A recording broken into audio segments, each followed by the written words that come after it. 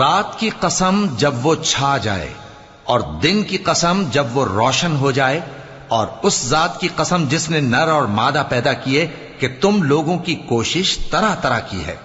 सो जिसने अल्लाह के रस्ते में माल दिया और परहेजगारी की और बेहतरीन बात यानी कलेमा तौहीद को सच जाना, तो उसको हम आसान तरीके की तौफीक देंगे।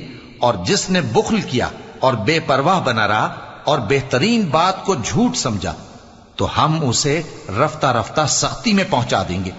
और जब वो दोजख के गड्ढे में गिरेगा तो उसका माल उसके कुछ भी काम ना आएगा। यकीनन राह दिखा देना हमारा जिम्मा है, और बेशक आखिरत और दुनिया हमारी ही मिल्कियत है। सो मैंने तुमको भड़कती आग से खबरदार कर दिया है।